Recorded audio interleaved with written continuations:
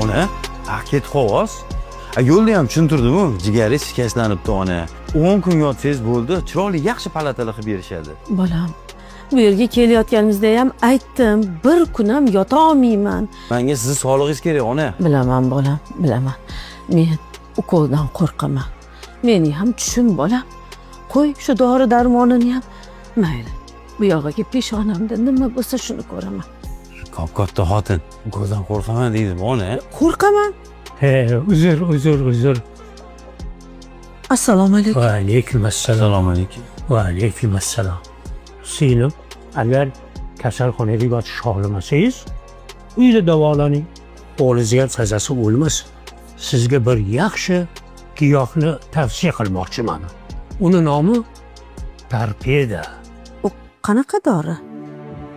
Bundan bir oy oldin meni ham jigarimda muammo paydo bo'ldi. O'g'lim so'rab, surishtirib mana shu giyohni topib keldi. Hozir o'zimni juda yaxshi his qilyapman qizim. Hattoki o'g'lim qand kasalim ham me'yoriga tushdi bolam.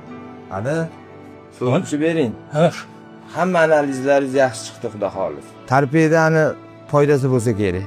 O'g'lim, bo'lmasam menga o'sha torpedadan olib ber. Ha, bo'lam, olib beraman. o'sha torpedani qayerdaligini bularga aytgin. Tan foydasi yo'q qalbakisiga uchrab qolishmasin. Rahmat sizga ham aka. Iloyim, onangni duosini oldim bola. Omon bo'linglar. Sog' bo'linglar.